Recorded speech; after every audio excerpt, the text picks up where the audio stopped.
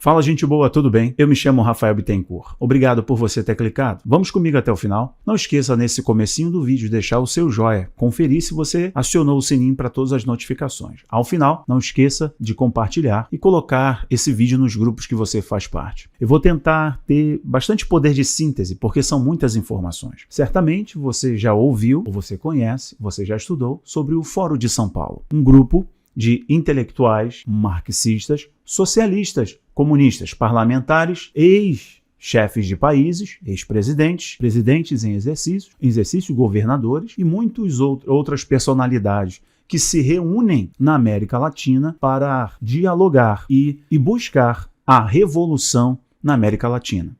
A criação de uma grande pátria na América Latina. A peça principal dessa revolução ainda não encaixou nesse joguinho, não encaixou nesse Lego, é o Brasil. Recentemente foi a Colômbia, colocando um ex-guerrilheiro das Farc. E as Farc têm papel principal nisso. Eu vou mostrar para você, vou escancarar para você o plano do antigo Foro de São Paulo, que já há um tempo foi reformulado por seus fundadores e ganhou um outro nome. Basicamente os mesmos fundadores, já que Fidel Castro, o mito do Lula, morreu. E o grande mito continua. O Fidel é o único mito vivo na história da humanidade e eu acho que ele construiu isso às custas de muita competência. Lula, junto com Haddad, Aloysio Mercadante e outras personalidades como o presidente da Argentina, Alberto Fernandes, e outros nomes do socialismo e do comunismo na América Latina e no mundo, fundaram o Grupo de Puebla. Esse Grupo de Puebla é a evolução do Foro de São Paulo. O jornalista, olha, preste atenção nisso, um jornalista que morreu ano passado, vítima do CVD, exilado na Espanha, que foi sequestrado na década de 90 pelas Farc, jornalista premiado, ele teve acesso ao plano secreto das Farc, junto com o Foro de São Paulo, e que agora é Grupo de Puebla. E isso com o suporte, é claro, do diálogo interamericano, o Rockefeller e também o George Soros. Preste atenção e compartilhe o máximo que você puder. Eu vou tentar ser bem instrutivo e vou pausando e explicando para você. Grupo de Puebla. Quem são os coordenadores? Na coordenação você vai ver o brasileiro aqui bem de cara, Aloysio Mercadante. Quem são os parlamentares que já estão aqui? Está estampado no Grupo de Puebla, que é o novo Foro de São Paulo. Os integrantes, vou destacar para vocês alguns, vou focar no Brasil. No Brasil tem 4 pessoas: Gleisi Hoffmann, Humberto Costa, Jandira Fegali, Marcelo Freixo. Agora vamos aos fundadores, para você tomar conhecimento. Calma que eu vou mostrar para você que o periódico da Venezuela, do Nicolás Maduro, o periódico do Partido Socialista da Venezuela, equivalente ao PT aqui no Brasil, lançou seu periódico. E nesse periódico mostra como é importante para o Grupo de Puebla a vitória do Inácio, do Nine, aqui no Brasil. Já já eu mostro para você o informativo boletim do narcoditador Nicolás Maduro, venezuelano. Aqui estão os fundadores do Grupo de Puebla. Celso Amorim, né, já foi ministro das Relações Exteriores, Luiz Inácio, que você vê aqui, o fundador do Fórum de São Paulo, junto com o seu mito, como eu falei para vocês. E aqui tem alguns outros nomes, como Alberto Fernandes, o Fernando Haddad, como o Evo Morales, o Mujica e por aí vai, ok? Aloysio Mercadante, a Dilma Rousseff como membro fundadora. Na verdade, o argumento, a fachada, a estética é trabalhar o pensamento progressista. Mas eu vou mostrar para você um documento aqui, o plano macabro dessa organização. É o seguinte, dá uma olhada aqui, que o próprio site do PT expõe o Grupo de Puebla. Aqui, ó, estou no site do PT. E eles fazem comunicados, compartilham comunicados e declaração de pertencimento e de apoio ao Grupo de Puebla. Eu falei para vocês que ia mostrar um periódico do Partido Socialista, do narcoditador Nicolás Maduro, da Venezuela. E aqui ele expôs isso no Congresso Socialista, Partido Socialista Unido da Venezuela, equivalente ao PSOL ou ao Partido das Trevas aqui no Brasil. E dentro desse periódico de 9 de outubro, acho que até o dia 15 ou dia 13, eu vou mostrar para você aqui, eles revelam como é importante para o pensamento socialista, para a revolução na América Latina, a vitória do Inácio e ele voltar para dar continuidade ao plano socialista. Onde está isso? A Força Brasil, e aqui está uma caricatura do Inácio. Vou seguir mais à frente, que vamos falar do desafio da democracia, que está falando como foi o primeiro turno e etc., né? Declarando, é claro, as fake news e por aí vai, que já participou da guerrilha. Aqui está falando da polarização, né? Falando mais uma vez aí do Inácio, a primeira volta carioca, e aqui, ó, com Lula, Brasil pode ajudar a construir um mundo melhor. Que mundo é esse? É o mundo socialista. E eu vou mostrar para você agora. Eles estabeleceram mais ou menos alguns pontos importantes para a revolução e a causa socialista na América Latina. Eles destacam o primeiro, né, o Brasil atual, e tentam provar para o povo venezuelano, que lê o periódico, está em espanhol, de que o impeachment da Dilma Rousseff foi um golpe, e depois daquele golpe o Brasil mergulhou em uma recessão e uma crise social profunda, levando o país a mergulhar numa grande desigualdade. Mentira! Foram quase 14 anos de poder do Partido das Trevas que levou o Brasil à miséria, à fome e a agravar a desigualdade. Mas vocês vão entender esse plano aqui, aguardem. Qual é o segundo ponto? O Brasil ante a integração regional. Está falando aqui que eles a vitória do Inácio vai impulsionar a criação de uma moeda única no Mercosul. O Inácio, o Naine, falou isso. A criação de uma moeda para se contrapor ao imperialismo, à imposição imperial capitalista das grandes organizações como Banco Mundial, FMI. Está amarrado em nome de Jesus. A vitória do Naine no Brasil vai ser um passo importante para a revolução no Brasil.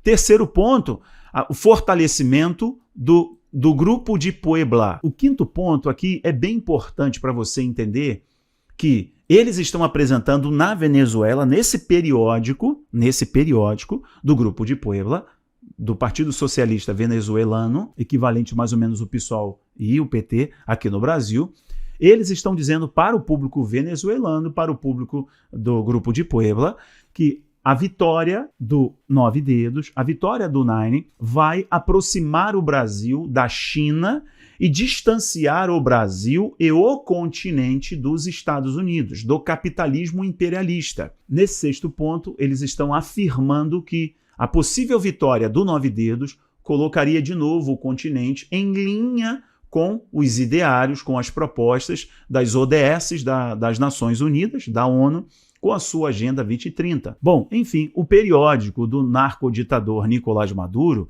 tem mais algumas outras coisas que eu queria mostrar para vocês, mas eu acho que esse vídeo vai ficar muito longo.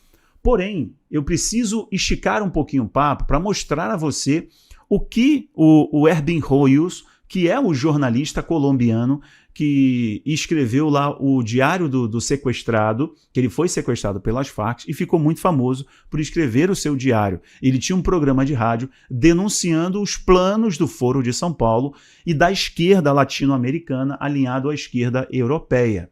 Ok? A esquerda globalista europeia com um plano de transformar a sociedade como nós conhecemos. Ele ficou bem famoso, faleceu no ano passado. O que ele destacou, deixa eu colocar agora para vocês, preste atenção no plano macabro. É esse programa de rádio aqui, vou colocar para você agora, vou dar um play rapidamente só para você ouvir a voz do Hoyos. Desacreditándolas com hechos irrefutables. Por exemplo, o tema da pederastia. Esse jornalista colombiano premiado, ele conseguiu ter acesso ao plano, o plano da revolução socialista para toda a América Latina. Alguns desses planos já estão em ação, algumas dessas medidas já aconteceram. Outras estão para acontecer e outras estão acontecendo agora, vocês vão ouvir e vão se identificar. E esse plano começaria logo depois da crise sanitária. Eles usariam, segundo o jornalista, utilizariam então a fome, o desemprego, o agravo das questões sociais por causa da crise sanitária para desestabilizar o governo brasileiro. Não conseguiram. Na Colômbia, teve protesto, teve manifestação, no Chile e em vários outros países da América Latina. Não conseguiram no Brasil, porque a população estava e está com o atual presidente. Por isso, eles não conseguiram mobilizar tanto as massas, mas fizeram protestos, você vai lembrar, na Paulista, fizeram protestos em vários lugares do Brasil, vilipendiaram, picharam, queimaram pneu, tentaram queimar um monumento não conseguiram ter grande adesão, porque a massa estava e está com o atual presidente. Mas o plano era esse, logo depois da crise sanitária. Segundo o jornalista que teve acesso ao documento interno do Grupo de Puebla, esse jornalista diz, anote aí, logo depois da crise, eles dariam início à revolução em toda a América Latina.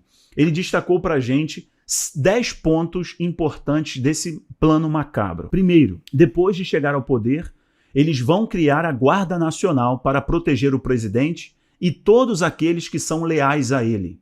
Então, o primeiro plano do Grupo de Puebla, do Foro de São Paulo, é, depois que chegar ao poder, eles vão criar a Guarda Nacional, ou vão desmilitarizar as guardas, para criar um grupo com vários agentes infiltrados fiéis ao presidente. Esse é o primeiro ponto. Coloca aí no Google agora. Você vai pesquisar assim, ó, o Lula quer criar a Guarda Nacional, e você vai ter uma resposta. 2. Financiar toda a estrutura da organização para implantar a revolução. Usar os bancos estatais, usar os organismos públicos, o dinheiro para financiar a causa, a revolução. O que foi que os governos do Lula e da Dilma fizeram enquanto estiveram no poder? O que foi que eles fizeram com o BNDES? Financiaram as ditaduras na Nicarágua, financiaram Venezuela, financiaram inclusive os regimes mais escusos que nós conhecemos. Tomamos calote, perdemos dinheiro. E eles financiaram isso porque está na diretriz, é um plano macabro. Qual o terceiro plano? Impor a ideologia de gênero e classificá-la como uma das formas de luta e deslegitimar os governos que não aceitem a ideologia de gênero. 4. Isso aqui é mais importante para os cristãos que me assistem. Desmistificar a religião. Isso está no documento interno. Desmistificar a religião. Descredibilizar com fatos irrefutáveis. Usar a pedo. Tá me ouvindo? Usar a pedo e todo tipo de imoralidade como forma de lutar por direitos. A luta por direitos. Mas é só para que as pessoas abandonem os dogmas religiosos. 5º ponto, infiltrar-se nas igrejas e criar grupos religiosos esotéricos, místicos, que deem às pessoas uma alternativa ao pensamento e fé, mas liderado por pessoas que têm treinamento político e revolucionário. Aqui já aconteceu e ainda está acontecendo. Aconteceu como teologia da libertação na Igreja Católica, missão integral na Igreja Evangélica e a teologia queer no movimento que vem da Europa para os Estados Unidos. Por isso que eles dão aval a seitas, magos, gurus e religiões clandestinas, para no tempo certo usá-los como soldados da causa, da revolução. Por isso que posam em foto com João de Deus, outros gurus, etc., para se contrapor à religião dominante que é o cristianismo e cria uma grande barreira para o avanço do socialismo. Lembra da advogada que durante uma live no canal da revista Fórum disse que eles precisariam entrar nas igrejas para dogmatizarem as crianças? Você lembra disso? É o plano deles, então está tudo muito coeso. 6º plano macabro do Grupo de Puebla, grupo fundado pelo Inácio. Controlar os meios de comunicação e usá-los para propaganda seletiva e massiva para promover o culto ao líder. O grande líder, carismático, que ainda mobiliza as massas, injustiçado. 7º ponto, agenda progressista. Olha como isso aqui é importante. Promover o aborto livre, gratuito e financiado pelo Estado. Defesa do livre consumo de drogas, como parte do desenvolvimento da liberdade. Estamos chegando aqui nos pontos principais. 8º, relativização dos valores. Tudo é bom, nada é mal. Tudo é permitido, nada é proibido. Se for feito para financiar a revolução, que diretamente favorece o crime. Colocar a justiça na relatividade. Opa, Brasil! Derrubem os monumentos e insiram novos símbolos. Fizeram isso nos Estados Unidos, fizeram na Europa, tentaram fazer aqui no Brasil, só que não emplacou muito. 9º, reformular a educação e fortalecer o conceito de igualdade para o treinamento da luta de classes. O que diz a máxima marxista? Para formar o homem, primeiro você precisa doutrinar a criança. 10º e último ponto, desapropriação e redistribuição de terras. Deixa eu te falar uma coisa.